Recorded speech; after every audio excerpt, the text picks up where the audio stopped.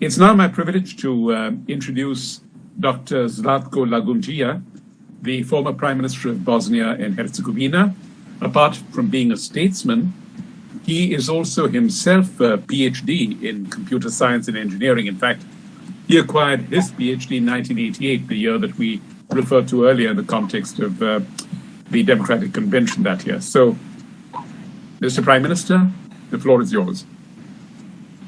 Well, thank you, Ramo. I mean, it's really my privilege, and thanks to Juan, Governor, and of course, Vint, and all other distinguished, really, participants. I'll just start with my remark that we are entering the third millennium that is marked with the growing impact of knowledge in science and technology.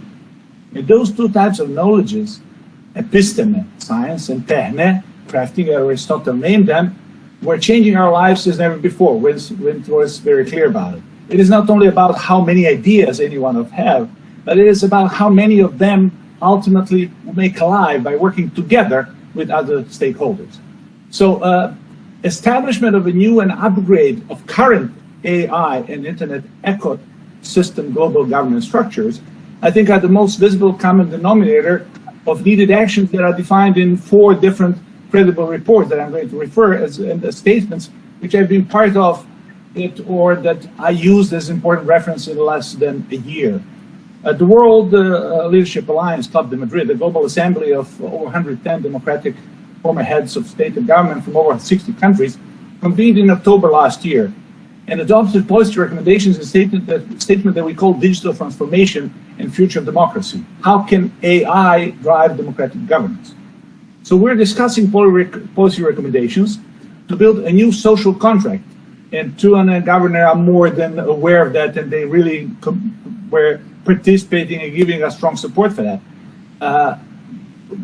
Let's say a contract of global digital governance while protecting inclusive and democratic mandate for policymakers, as well as renewal of the multilateralism for digital governance, considering the role of new approaches as multi-stakeholderism. So International Congress for the Governance of AI pre-planning workshop in New Delhi, February this year, was one of my last pre-corona era live, physically on-site international conference on the issues that we're talking about today, where we're discussing need for establishing some kind of, let's call it, artificial intelligence global governance network. So in those 2 events, I used enthusiastically, very enthusiastically, June last year reported UN Secretary General Antonio Guterres, my dear friend, a high-level panel on digital cooperation that he's recommending facilitation as it says agile and open consultation process to develop updated mechanisms for global digital cooperation. So report ends with something which it's called support to multi-stakeholder system approach for cooperation and regulation that is adaptive, that is agile, that is inclusive, and that fit for purpose for the fast-changing digital age. 2 months ago, Guterres issued his report called Roadmap to Digital Cooperation, defining 8 key areas of action. The last recommendation that I want to refer in that report is titled Global Digital Cooperation, Building a More Effective Architecture for Digital Cooperation, underlying significant gaps in global cooperation and digital technology issues that are too often very low on political agendas. So multi-stakeholder approach to digital policy making, I think, is pushing us inclusion of stakeholders one step further in direction of establishing and adjusting proper global governance network for artificial intelligence. Having that in mind, as well as lessons for our recent history and UN dealing with atomic energy, I will conclude with a few remarks about global governance of artificial intelligence and internet ecosystem for work and life that are requiring much faster and more profound actions. Just to remind you, January 24, 1946, UN Atomic Energy Commission was established by resolution number 1 of UN General Assembly, and it was supposed to deal with the problems raised by the discovery of atomic energy, end of the quote. A year later, Bulletin of Atomic Scientists established something which I like very much. I mean, I don't like it, but I like to use it. Doomsday Clock as a symbol that represent the likelihood of man-made global catastrophe. I see, Vin, that you are laughing, and I'm very glad that I think you know in which direction I'm going. So the clock originally set was in 1947 was 7 minutes to midnight. By 1953, it went in wrong direction. ending 2 minutes to midnight. In the meantime, United Nations Atomic Energy Commission was officially disbanded in 1952 with extending threats of Korean War, nuclear race, and Cold War dynamics. So doomsday clock has been set backwards and forward 24 times since then, and the largest ever, or call it the best so far, number was being 17 minutes to midnight in 1991. And the smallest 100 seconds, less than 2 minutes, in January this year, when it was adjusted for the last time. But the major global threats in the last decade moved beyond atomic energy, including technology and the things that we are talking about today, and climate change impact.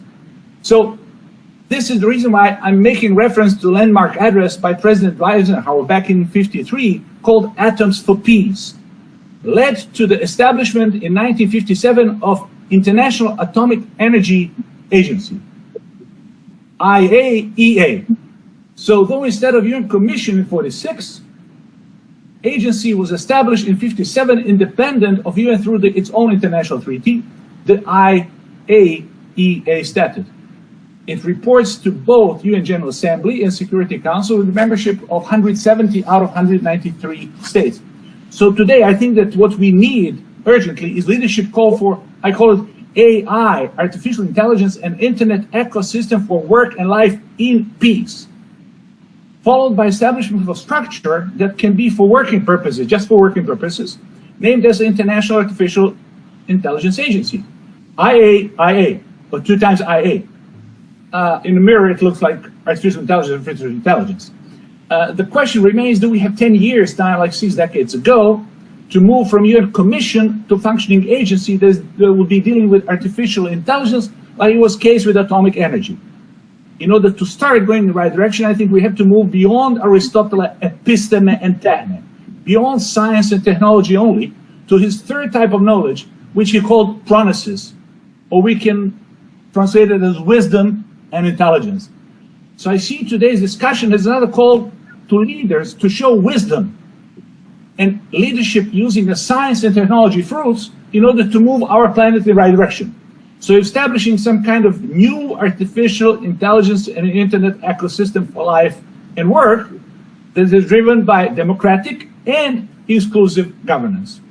And I believe that we can do it, winning the race against time as well, using episteme, techne, and pronesis. How? Together.